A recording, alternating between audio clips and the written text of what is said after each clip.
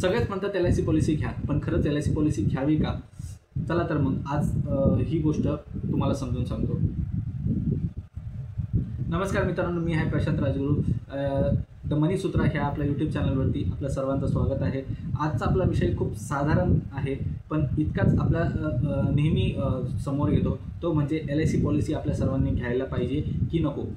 काही जणांना असं वाटतं की LICमध्ये इन्व्हेस्टमेंट करणं म्हणजे इतकं फायद्याचं नाही आहे. काही जणांना असं वाटतं की LICमध्ये इन्व्हेस्टमेंट करणं हे खरोखर फायद्याचं आहे, कारण की आपलं भविष्य आपण तिथे सिक्युअर करतो.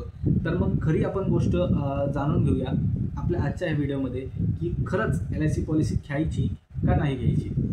तर मग LIC पॉलिसी कोणी घ्यायची हा विषय ज्यावेळेस आपण विचार करतो त्यावेळेस आपल्याला पहिला गोष्ट अशी येते की ज्यांना आपल्या इन्व्हेस्टमेंटवरती रिटर्नसाठी विश्वास हवा आहे त्यांनी LIC पॉलिसी घ्यावी. साधारणतः LICकडे पाहताना आपण लोक असे पाहतो की LIC सरकारी कंपनी आहे, ज्यामध्ये आपला पैसा बुडणं हे नच्या बरोबर आहे. आपल्या पैशाला आपलं रिटर्न मिळेल ही शाश्वती LICने आपल्याला नेहमी दिलेली आहे. म्हणून जे लोकांना आपल्याला इन्व्हेस्टमेंट कन्फर्म हवा आहे, इन्व्हेस्टमेंटचा रिटर्न कन्फर्म हवा आहे, त्या लोकांनी LIC जरूर घ्यावी. दुसरी गोष्ट अशी की LIC पॉलिसी घेतल्याने आपल्याला टॅक्समध्ये सुद्धा कन्सेशन मिळतं. टॅक्समध्ये कन्सेशन ETC आपल्या टॅक्स कायद्याअंतर्गत ETC आणि 10(10)D ह्या तरतुदी अंतर्गत आपल्याला टॅक्समध्ये कन्सेशन मिळवता येतं, म्हणजे सूट मिळवता येते. तिसरी गोष्ट अशी की जर LIC आपल्याला घ्यायची आहे तर त्यांनी घ्यावी ज्यांना आपल्या नंतर आपल्या फॅमिलीसाठी सुरक्षा जास्त महत्त्वाची आहे. ज्यांच्याकडे तितक्या प्रमाणात साधारण नाही आहे, म्हणजे साधन नाही आहेत, जे सर्वसाधारण व्यक्तींकडे नसतंच. आपल्यानंतर आपल्या परिवारांचं पालनपोषण संगोपन कसं व्हावं असं जर काळजी असेल तर त्यांनी जरूर LIC पॉलिसी घ्यावी. चौथी गोष्ट, LIC मध्ये इन्व्हेस्टमेंट करताना आपण साधारणतः 15 ते 20 वर्ष असा पॉलिसीचा अवधी ठेवतो. त्याचं कारण हा आहे की LICची पॉलिसी जास्त आपल्याला कवर द्यावा हे आपण ठरलेलं असतं, त्यामुळे आपण 15 ते 20 वर्षाचंच पॉलिसीचा टर्म ठेवतो. ह्यामुळे असं होतं की आपण जो प्रीमियम भरतो, म्हणजे छोटे जे आपण हप्ते भरतो पॉलिसीमध्ये त्याला आपण प्रीमियम म्हणतो, ते हप्ते आपल्याला सुरक्षितता मिळतेच त्या हप्त्यामुळं, पण एक सवय लागते साधारणतः थोडं प्रमाणात बचत करायची. आणि ज्या लोकांना एक विशिष्ट इव्हेंट म्हणजे आपल्या आयुष्यामध्ये काही अशा गोष्टी घडतात, जसे आपल्या मुलांचं लग्न असेल, आपल्या मुलांचं शिक्षण असेल, त्यावेळेस प्रत्यक्ष आपल्याला पैसा एक मिळून म्हणजे एक मोठी अमाऊंट एकत्र हवी असते, म्हणून लोक LICकडे पाहतात. तिथे आपल्याला मॅच्युरिटी आणि आपला जो प्रीमियम जो असतो तो पण आपल्याला इंटरेस्ट सकट किंवा बोनस सकट मिळतो. तर मग तुम्हाला असं वाटेल की सगळ्यांनीच LIC घ्यावी का? तर त्यामागं असं उत्तर असू शकतं की काही लोकांना असं वाटतं की मला माझ्या इन्व्हेस्टमेंटवरती जास्त प्रमाणात रिटर्न मिळायला हवं. तर आपण असं पाहू की साधारणतः LIC पॉलिसी किंवा LIC इन्व्हेस्टमेंट 6 ते 7% इतकंच आपल्याला परतावा देते.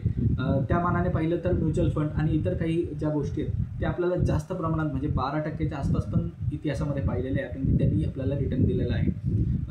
दुसरी गोष्ट अशी आहे, ज्या व्यक्तींना आपला फंड छोट्या काळासाठी म्हणजे 2-3 वर्षांसाठीच इन्व्हेस्ट करायचा असतो किंवा कधीही त्यांना त्या पैशाचं म्हणजे विड्रॉल हवं असतं, त्या लोकांनी सुद्धा LICकडे न गेलेलं बरं.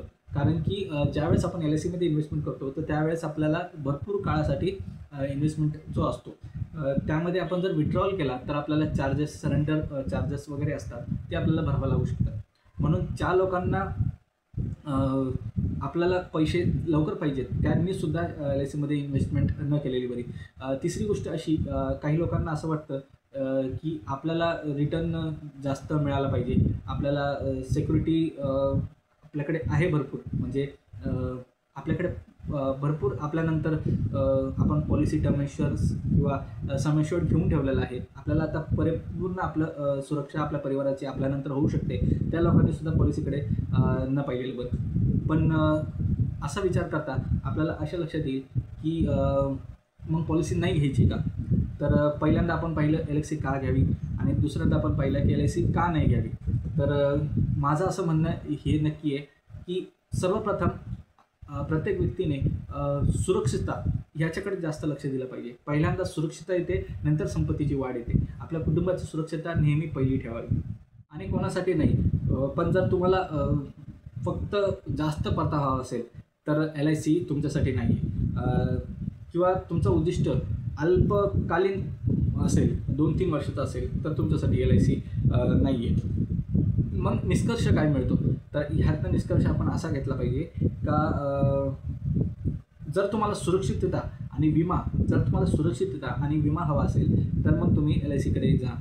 जर तुम्हाला जास्त रिटर्न हवे असतील तर तुम्ही म्युच्युअल फंड, इतर काही ऑप्शन्स जसे आहेत तिकडे तुम्ही वळालेले बरे. मित्रांनो, तुम्हाला हा व्हिडिओ कसा वाटला आणि तुम्ही LIC पॉलिसी घेणं तुम्हाला योग्य वाटतं का, हे तुम्ही आम्हाला कमेंटमध्ये सांगा. आणि पुढच्या व्हिडिओसाठी आम्हाला फॉलो करा, सबस्क्राईब करायला विसरू नका आणि शेअर जरूर करा. अशाच काही फायनान्सच्या टिप्स आणि छोटे सोप्या भाषेमध्ये फायनान्सचे व्हिडिओज पाहण्यासाठी पुन्हा एकदा जरूर आम्हाला सबस्क्राईब करा. धन्यवाद.